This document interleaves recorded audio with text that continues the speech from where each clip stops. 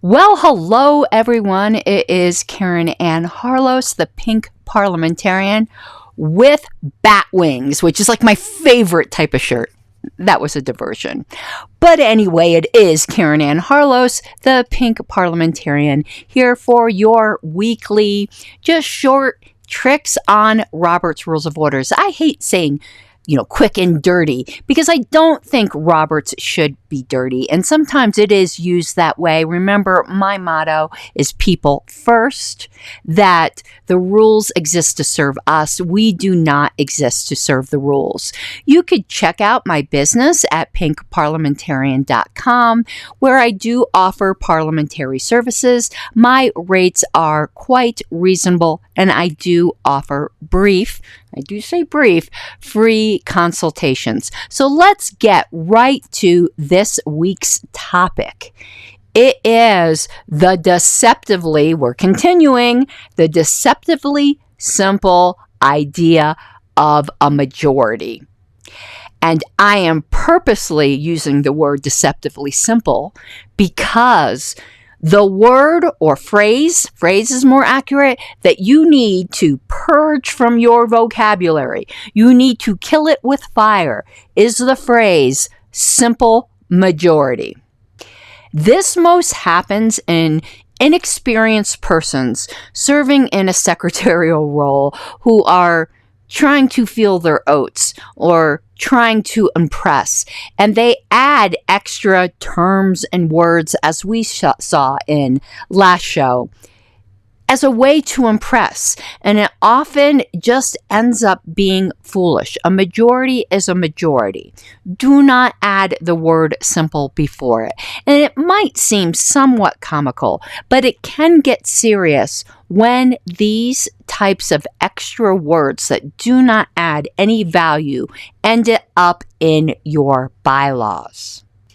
Adding extra words adds ambiguity, and this is one of the most common parliamentary errors, where you add extra words to be cute or fancy and you end up complicating things. You do not need to sound like a lawyer. You do not need to sound like a Shakespearean actor. Sometimes simpler is better. It's not always better. But ask yourself, what do these extra words actually add? If the answer is no, omit them. Because again, if there's one thing that is just guaranteed to give me Forrest Whitaker eye, it is the phrase simple majority. You see, majority has a meaning. It means more than half. And adding the word simple before it means what?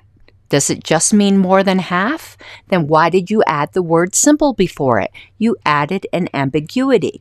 And this is, again, as I said, particularly dangerous in bylaws. Why? Let's take a look, and I've got notes, at Robert's Rules of Order 5611, in which it says, and where did I put my glasses? There they are. The composition of bylaws is somewhat different from ordinary expository writing, and that it places greater demand on tight clarity and precision in word choice, sentence structure, and punctuation. In bylaws, every punctuation mark may have an important effect, and what is omitted may carry as much significance as what is included. I'd also refer you to 5668, subpart 11. There is a presumption that nothing has been placed in the bylaws without some reason for it. So why add the word simple? Does it add anything that the lone word majority does not carry on its own?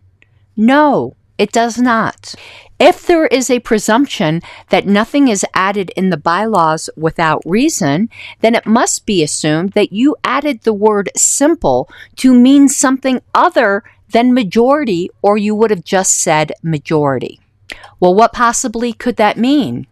Well, to some people, majority means more than half.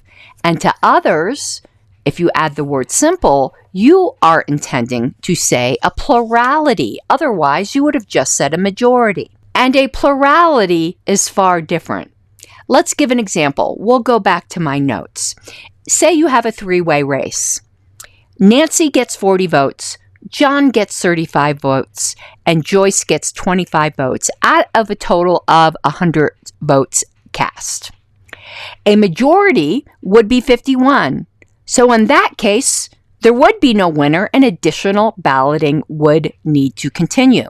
But if the bylaws say a simple majority, an argument can be made that Nancy won as she had the most votes, i.e., she had a plurality.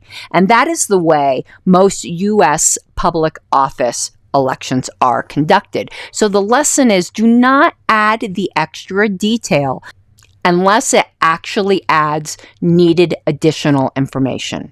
Now, I will note that this is strictly following RONR. For example, if you go to Cannon's Concise Rules of Parliamentary Law, it does mention simple majority in the index, but it refers you back to voting and then just regular majority. The other sources I consulted did not have that in the index at all. Okay, everyone, that was a short one, though we're going to be continuing on the idea of majorities and different denominators over at least one more show. But I do thank you for tuning in. That might date me right there, but I am available for hire by your organization. You can email me at pinkparliamentarian@gmail.com or visit me at pinkparliamentarian.com. There is a contact form there. Also, please visit my other channels, my libertarian political commentary channel, Pink Flame of Liberty, and just my fun words and history channel, Jurassic Dictionary. Subscribe to all three. Go for it. Give me a Christmas present. But until the next time we talk, I do hope you have an awesome day. All right. Bye-bye now. Thank you for joining me.